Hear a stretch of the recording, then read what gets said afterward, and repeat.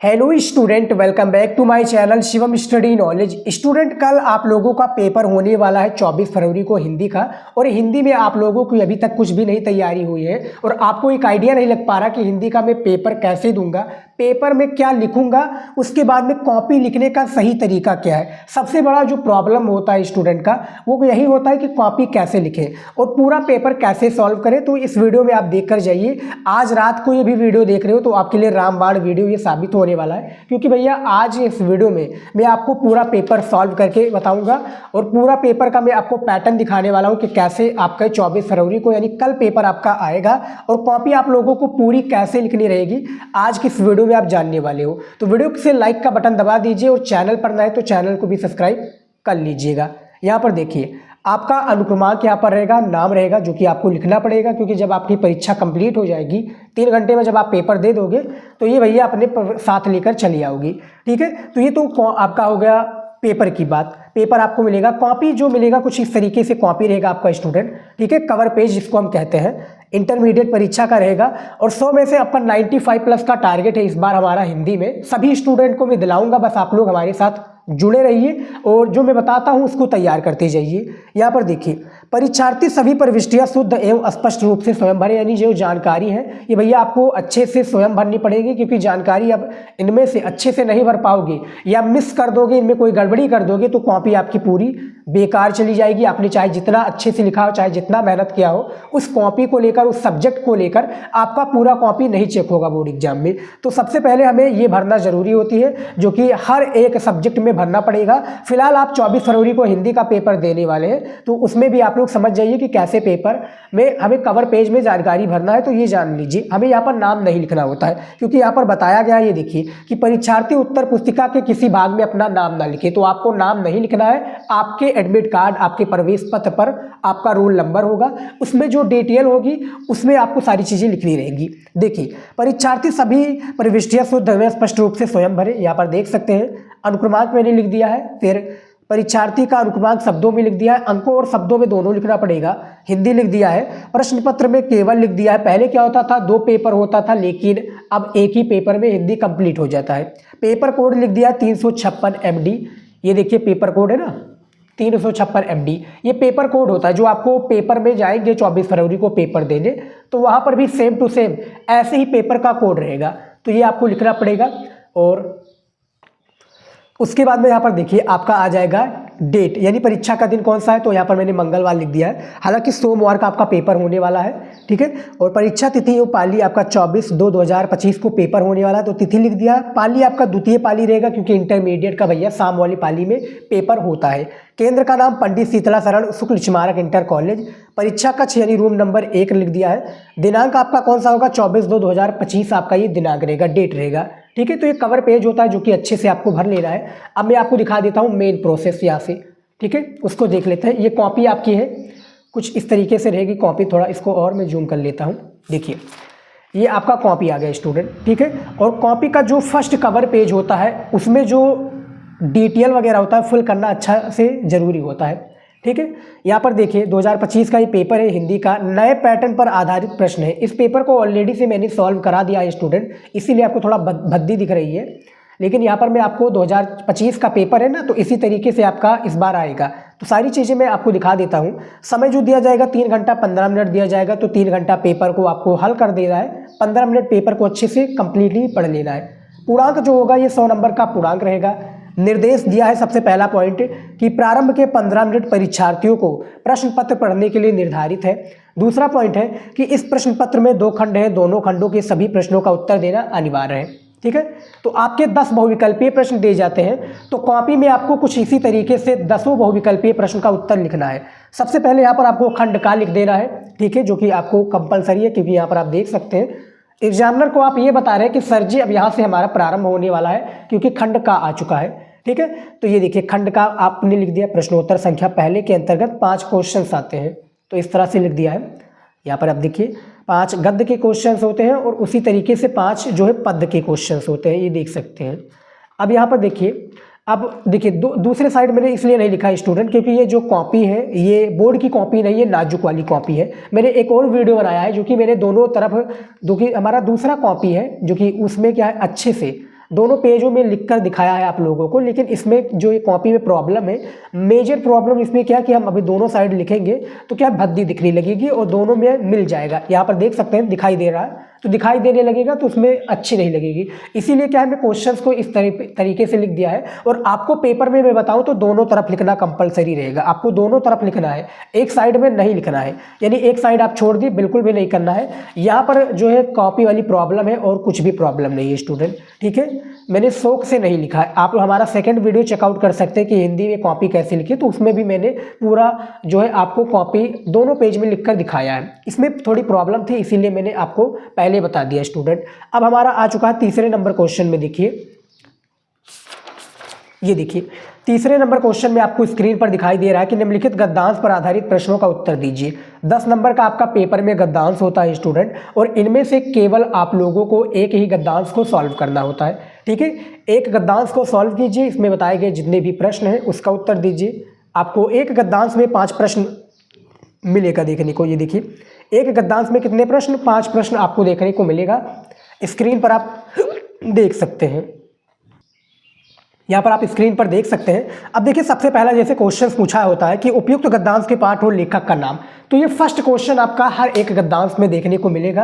आपको पाठ और उसके लेखक का नाम बताना पड़ेगा।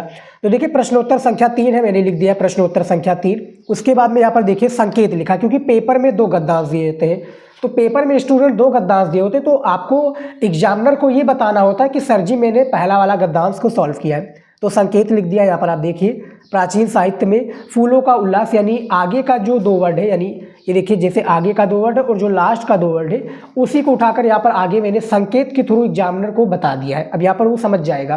फिर मैंने पहले पर लिखा है पाठ का नाम, लेखक का नाम, ठीक है, पाठ का क्या नाम है और लेखक का क्या नाम है। उसके बाद में देखिए रेखांकित अंश की व्याख्या, ये भी मैंने लिख दिया है, ठीक है। यहाँ पर आप देख सकते हैं इसके रेखांकित अंश की व्याख्या कैसे लिखनी है, ये भी मैंने आपको बता दिया है। और उसके बाद में देखिए यहाँ पर रेखांकित अंश की व्याख्या के तत्पश्चात आपका 2-2 नंबर का एक प्रश्न रहेगा। फिर प्राचीन साहित्य के आधार पर वास्तव में पूजा अशोक के वृक्ष की नहीं है, बल्कि उसके, यहाँ पर देखिए, अधिष्ठता के कंदर्प देवता की होती है, इसके मदनोत्सव को कहते हैं, ये भी बता दिया। तो 3 क्वेश्चन इसमें था, टोटल 5 क्वेश्चन आपके पेपर में आते हैं।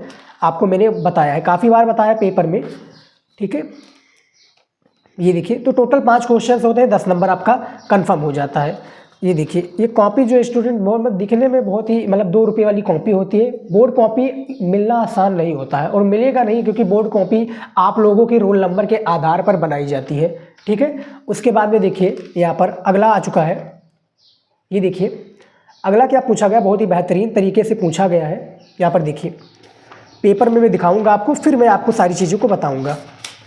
देखिए, चौथा नंबर क्वेश्चन देखिए कि निम्नलिखित पद्यांशों पर आधारित प्रश्नों का उत्तर लिखिए, ठीक है। आपके पेपर में 2 पद्यांश दिए जाते हैं और 10 नंबर का आपका पद्यांश होता है। 5 क्वेश्चन होते हैं, 2 नंबर का एक पद्यांश होता है और टोटल 10 नंबर आपका कंफर्म हो जाता है। देखिए, संकेत मैंने लिख दिया है, यानी दोनों में से केवल एक ही करना था। मान लीजिए कि मैं अथवा वाला करता तो ये ट्रिक लगा देता। अब पहला जैसे शीर्षक का नाम, क्योंकि ये कवि और शीर्षक का नाम, तो यहाँ पर देखिए गीत है मैथिली शरण गुप्त जी का, ये लिख दिया है। रेखांकित अंश की व्याख्या, जो रेखा खींची हुई होती है ना, ये देखिए इनमें रेखा खींची हुई 2 लाइनों में, तो इसका जो व्याख्या होगा, पूरा कंक्लूजन होगा, उसको हमें बताना पड़ेगा, तो ये मैंने बता दिया है। और जो हमारा तीसरा क्वेश्चन था वो भी मैंने बता दिया है। 2 क्वेश्चन कंपलसरी होता, आपको मैंने काफ़ी बार बताया भी है। एक आपका पाठ का और लेखक या कवि का नाम, और दूसरा रेखांकित अंश की व्याख्या। यदि रेखांकित अंश की व्याख्या खींची हुई है तो क्वेश्चन आपका जरूर आएगा। उसके बाद में देखिए 5वें नंबर में देखिए, 5 नंबर का नंबर कि निम्नलिखित में से किसी एक लेखक का साहित्यिक परिचय देते हुए उनकी साहित्यिक विशेषताओं पर प्रकाश डालिए। शब्द सीमा कितने, 80 शब्दों में आपको एक जीवन परिचय लिखना है। 5 नंबर आप लोगों को दिया जाएगा। अब यहाँ पर मैं आप लोगों को दिखा दूँ जीवन परिचय। देखिए, वासुदेव शरण अग्रवाल जी का मैंने जीवन परिचय लेकर आया हूँ स्टूडेंट, ठीक है। हालांकि इसमें नहीं दिया हुआ, लेकिन पेपर में इस बार ये कन्फर्म है, आने वाला है। कैसे लिखना, देखिए जीवन परिचय लिखने का कई सारा तरीका होता है, लेकिन इसमें से जो सबसे मेजर तरीका है स्टूडेंट, यहाँ पर आप देखने को पा रहे हैं, संक्षिप्त परिचय। इसमें क्या होता है, नाम, जन्म स्थान, पिता का नाम, माता का नाम, ये सारी चीज़ें आप लोग लिख देते हैं, ठीक है, मृत्यु लिख देते हैं, तो एग्जामिनर का एक पॉजिटिव पॉइंट इसमें जाता है। बाकी का 80 शब्द जो लिखना होता है वो आप इस तरीके से लिख देते हैं, पूरा जो कॉन्सेप्ट है वो क्लियर हो जाता है, ठीक है। ये मैं दिखा देता हूँ। ये देखिए इनकी साहित्यिक परिचय, फिर इनकी कृतियाँ, ये बताई गई है, तो ये भी आप लोगों ने दे दिया है। अब उसके बाद में देखिए कवि में, इसमें भी 5 नंबर का आता है। हर साल पेपर में जीवन परिचय, वो चाहे लेखक का हो या कवि का हो, दोनों का आपको देखने को मिल जाएगा। ठीक है, तो ये देखिए 5 नंबर दिया जाएगा। इसमें भी पूछा गया है भैया कि किसी एक कवि का साहित्यिक परिचय देते हुए, यानी किसी एक का जीवन परिचय देते हुए उनकी कृतियों पर प्रकाश डालिए। मैथिली शरण गुप्त जी का मैं यहाँ पर जीवन परिचय बताया हूँ और संक्षिप्त परिचय के थ्रू बताया हूँ। यहाँ पर देख सकते हैं लिखने का तरीका मेरा कुछ अलग है और एक टॉपर की तरह मैंने लिखा है और आप लोगों को भी लिखना है। अब काफ़ी लोग सोच रहे होंगे कि इसमें तो सर टाइम लगेगा, इस तरह से लिखेंगे। टाइम बिल्कुल भी नहीं लगेगा जब आप एक प्रकार से रूटीन फॉलो किए होंगे कि 1 महीने से या 10 दिन से रूटीन फॉलो की होगी। 3 घंटे का टाइमर लगाकर आप पेपर कोई सॉल्व कर रहे हो या मॉडल पेपर सॉल्व कर रहे हो, तो आपका एक रूटीन बना है ताकि आप 3 घंटे में चाहे जो भी पेपर हो हिंदी का कोई भी, तुरंत आप 3 घंटे में पूरा पेपर सॉल्व कर दोगे। एक आपका एक प्रकार से एक्सपीरियंस हो जाएगा। ठीक है, तब जब आप करे रहोगे, मेहनत किए होगे, 3 घंटे का टाइमर लगाकर आप अच्छे से पढ़ाई किए होगे या अच्छे से कॉपी लिखे होगे, तो आपके लिए ये सब लिखना जो है ज़्यादा टाइम नहीं लगेगा। 3 घंटे में पेपर आप अच्छे से सॉल्व करके धर दोगे। ये आपका जीवन परिचय हो गया। उसके बाद में देखिए कहानी आता है भैया। देखिए पंचलाइन कहानी के प्रमुख पात्र का चरित्र चित्रण कीजिए गोधर का। कहानी कला के आधार पर बहादुर कहानी की समीक्षा कीजिए। हर साल पेपर में आता है। शब्द सीमा 80 शब्द है, 5 नंबर का पूछा जाएगा। तो देखिए गोधर का मैंने चरित्र चित्रण किया है, अथवा करके दिया हुआ है ना, ये देखिए पंचलाइन कहानी के प्रमुख पात्र गोधर का चरित्र चित्रण, यहाँ पर आप स्क्रीन पर देख सकते हैं। ठीक है, राइटिंग का सब कमाल है बाबू। राइटिंग जिसके अंदर है ना, राइटिंग जिसके पास है वो बवाल मचा रहा है। ये देख सकते हैं पूरा। ठीक है, पंचलाइन कहानी गोधर का चरित्र चित्रण किस तरह से लिखा है। शब्दों में गैप रखिए। जब भी आप लिखिए, देखिए एग्जामिनर ये नहीं कहता कि आप किताबी भाषा से दीजिए, अपने शब्दों में भी आप कितने अच्छे से प्रेजेंट कर सकते हो, ये एग्जामिनर देखता है आपको कॉपी में। तो आप अच्छे से लिखिए और धैर्य से लिखिए, टाइम एक प्रकार से देख कर लिखिए, सारी चीज़ों को स्टेप बाय स्टेप लिखिए, राइटिंग से लिखिए, शब्दों में गैप रखिए ताकि पढ़ने में एग्जामिनर को दिक्कत ना होनी चाहिए। आपको दिक्कत हो जाए वो मतलब नहीं है, लेकिन एग्जामिनर को दिक्कत ना होनी चाहिए। इस तरह से लिखिए स्टूडेंट। अब यहाँ पर देखिए इनका चरित्र चित्रण यानी गोधर का मैं विशेषताएँ यहाँ पर बताना था।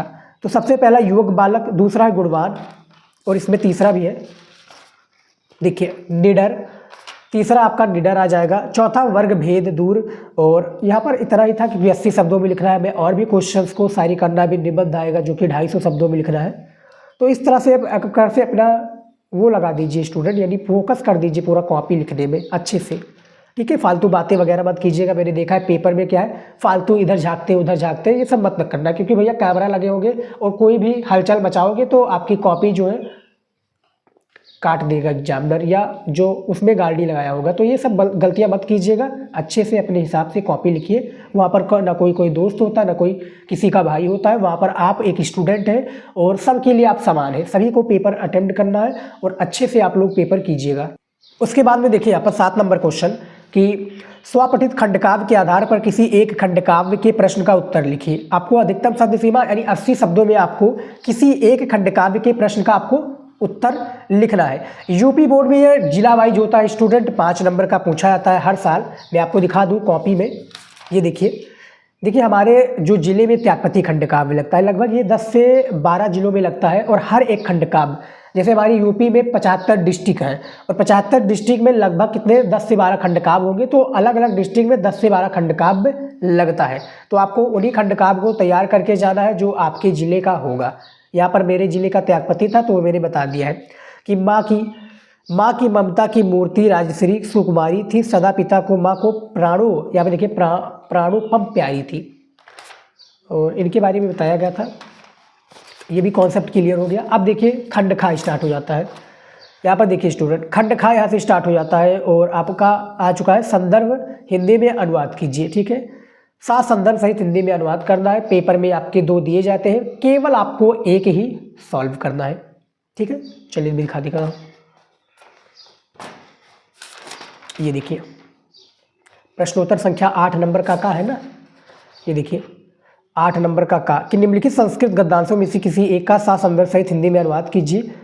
संदर्भ लिखने के लिए आपको, जैसे चैप्टर का नाम है संस्कृत भाषा महत्वम, तो 2 नंबर दिया जाएगा। अनुवाद के लिए आपको 5 नंबर दिया जाएगा।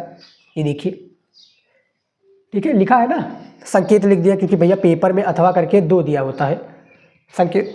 संकेत के थ्रू मैंने बता दिया है कि प्रस्तुत गद्यांश हमारी पाठ्य पुस्तक के संस्कृत भाग के जातक कथा पाठ से उल्लू का जातकम शीर्षक से लिया गया है। ठीक है, चैप्टर का नाम बता दिया। इसका अनुवाद यानी ट्रांसलेशन करना, ये आपका संस्कृत में दिया है, इसका हिंदी में कन्वर्जन करना या हिंदी में कन्वर्ट करना। ठीक है, ट्रांसलेशन संस्कृत टू हिंदी। ठीक है, तो ये आपको यहाँ पर 5 नंबर देखने को मिल जाएगा। अब उसके बाद में और भी दिखा देता हूँ यहाँ पर आपको। ये देखिए स्टूडेंट, निम्नलिखित संस्कृत श्लोक में से किसी एक का साथ संदर्भ सहित हिंदी में अनुवाद कीजिए। यहाँ पर आपको कितने नंबर दिए जाएंगे, कितने अंक दिए जाएंगे स्टूडेंट? यहाँ पर आपको भैया दिया जाएगा 7 नंबर। श्लोक है या आप इसको कह सकते हैं पद्यांश, संस्कृत का पद्यांश कहते हैं, लेकिन बेसिकली यहाँ पर श्लोक का नाम दे दिया गया है। 7 नंबर का होता है ये भी। प्रश्नोत्तर संख्या 8 नंबर का खा है। जल बिंदु निपातन, संकेत मैंने लिख दिया है, यानी दोनों में से एक संकेत करना था ना, तो एक 9 नंबर देखिए यहाँ पर दिया हुआ है कि निम्नलिखित प्रश्नों में से किन्हीं 2 प्रश्नों का उत्तर संस्कृत में दीजिए। यानी किन्हीं 2 प्रश्नों का उत्तर आप लोगों को संस्कृत में यहाँ पर देना होगा। 4 क्वेश्चन दिए होते हैं और 2 नंबर का एक प्रश्न आपका रहता है पेपर में। ठीक है, और पूरा पेपर में ऐसे ही रहेगा। ये देखिए आपका प्रश्नोत्तर संख्या 9 के अंतर्गत हमें 2 प्रश्नों का उत्तर देना था, दोनों प्रश्नों का उत्तर मैंने संस्कृत में दे दिया। यानी यहाँ पर राइट आंसर मैंने लिखा है, क्वेश्चन को ना लिख कर हुआ। ठीक है, उसके बाद में दिखा देता हूँ मैं आपको। और आपका क्या आएगा, कॉपी में आपको कुछ इसी प्रकार से लिखना है स्टूडेंट। यहाँ पर आप स्क्रीन पर देख सकते हैं।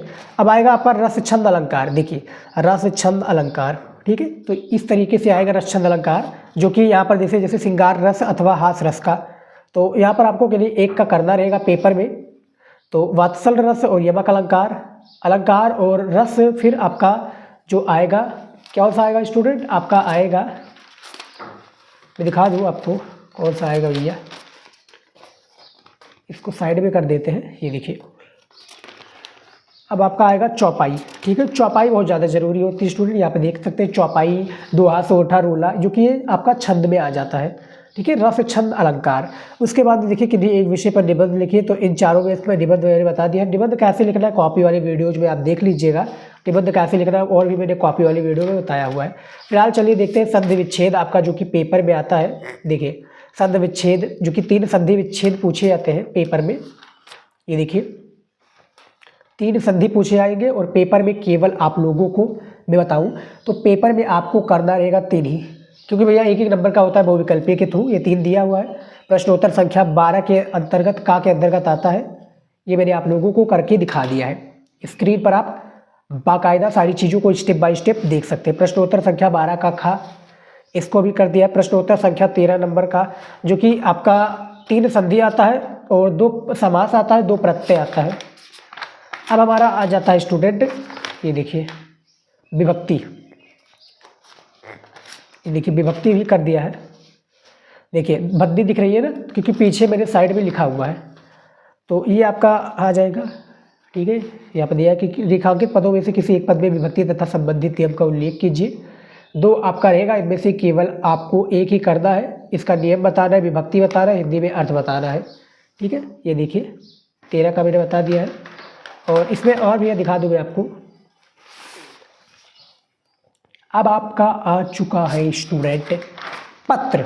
देखिए निम्नलिखित में से किसी एक पत्र के प्रारूप के साथ उदाहरण लिखिए। अरे किसी एक टॉपिक पर आपको पत्र लिख रहा है, पत्र कैसे लिख रहा है ये भी आप लोगों को पता चल जाएगा। ये देखिए, ठीक है, ऋण प्राप्ति के लिए आवेदन पत्र लिखा गया, यहाँ पर आप स्क्रीन पर देख सकते हैं। और आपको कुछ इसी प्रकार से 24 फरवरी यानी कल पेपर में आपको लिखना पड़ेगा। आप आज ये वीडियो देख रहे हो तो आपके लिए काफ़ी बार वीडियो होने वाला है, वो देख सकते हैं। आपको सारी चीज़ें मैंने बता दिया है। आई होप कि आप लोगों को वीडियो अच्छा लगा है। इसमें मैंने सारी चीज़ें पेपर भी मैंने सॉल्व करा दिया, और भी कई सारे मॉडल पेपर मैंने आप लोगों को बताए हुए हैं। ठीक है, फिलहाल आज की इस वीडियो में इतना ही था। आई होप कि आपको वीडियो अच्छा लगा है, लाइक ज़रूर कर लीजिएगा। इसी तरीके से मैं वीडियो लेकर आता रहूँगा और भी सब्जेक्ट की। फिलहाल इस वीडियो में इतना ही, मिलता है नेक्स्ट वीडियो में नए टॉपिक के साथ। जय हिंद।